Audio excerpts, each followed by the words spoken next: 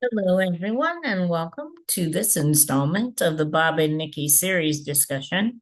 This is book 28, Boatmen.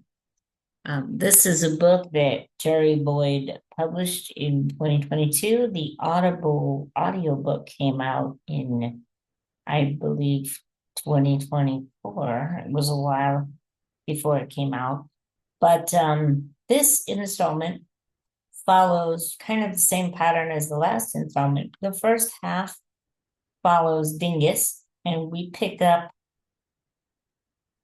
his storyline with, if you remember, he was charged with making contact with the new species, which he called them the aliens. We don't really have a name for them, but they were the ones that had the small people that had the cats on their island, and the cats liked them. They were tasty, and they also had a snake problem that Bob and the group helped them with as well. Well, they go, as the book starts, they go down to the planet to have basically a barbecue with these short people and make some trade agreements with them. And it turns out that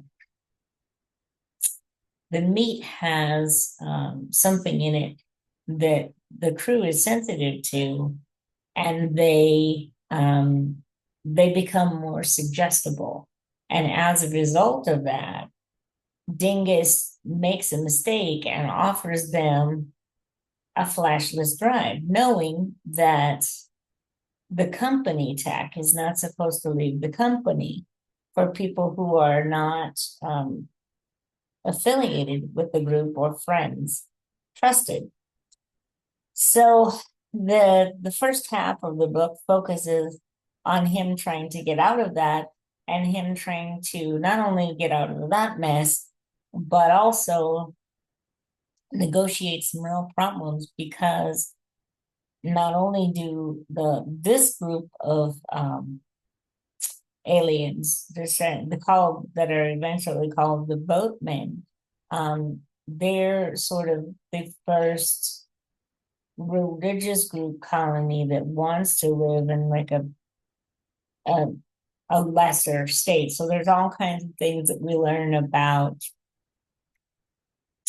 how they came to be in the state they're in, which is something that in the last book we were trying to puzzle out. We still don't have all the answers in this book, but we do get some, and it turns out to be quite a horrendous story, actually. Um, of just being taken advantage of and being thought of as lesser, but they eventually have to go through and get the boatmen out of trouble, and it ends up that they have to relocate them. Um, the second part of this book focuses on the aftermath of um, what happens with Bob after he finishes the mission to help Topper get Zelda back. So Bob is, we see some of those same details that we saw in Dingus's story from Bob's point of view, from the point of view of Bob's crew. We also see that when, as part of moving the boatmen out, they have to put them, of course, aboard the ships, and they don't have a lot of space, so they call all the extra fleet out, and you see them in close quarters. And in true Bob crew fashion, we see the crew adapt. We see the crew acquire a few members of the new species, as Bob seems to acquire members from every new species that he meets. And this book is no exception. We have one nurse in particular that seems to be competition for Niner Deuce. So we'll have to see how that plays out. But one of the things that I really like about um, the way that this is structured is that we see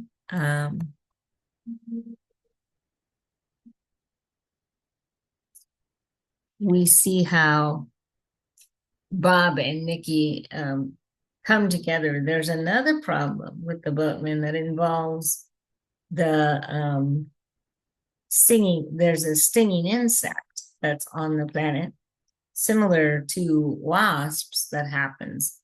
And they have to negotiate that. One of the things that we learn in this book is that the cats keep down the wasp population, and the wasp population can be very dangerous to small humanoid or small organic forms. Not very pleasant for older and bigger folks either.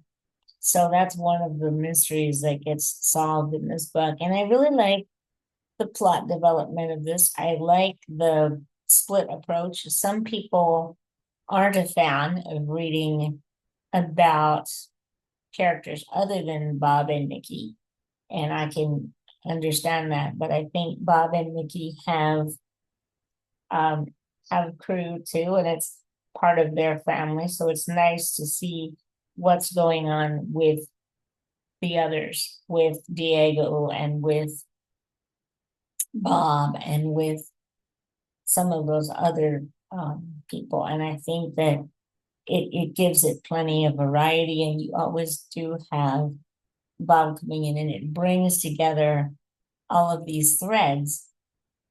After the next installment in this series, I'll be reading past the point where I've read before. So I am looking forward to that. But I really like the way that people are integrated into the crew, and I'm looking forward to seeing just exactly what the boatmen contribute to this universe. They share some common experiences with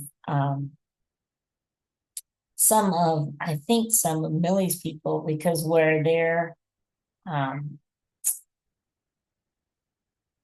chemicals in their meats were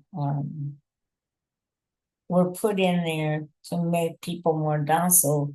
You know, the people on Millie's planet back in, I think it was book 7, where Bob goes to rescue the people from the planet where the air was back, where it makes them extremely aggressive.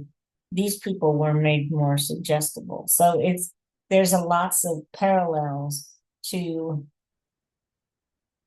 a lot of these universes, and I hope that in future books it will draw some of these parallels out. But I like the way that even when people make mistakes, and very severe mistakes, that in this book, I mean, it's not glossed over, but you do get it to have, there's a way to settle it. There's a way to make it work. There's a way to recover. And sometimes there's just a way to make things better with the team. And I really like that about this approach, and I like the continual growth that I'm seeing in the series. And if you've come this far with me, then thank you so much for continuing to watch. I hope that you're enjoying the series as much as I am. And I'll see you again when I read the next installment, which is Slow Mo. And I'll see you in my next video. I hope that you're doing well. Stay safe, be well, and I'll see you very soon.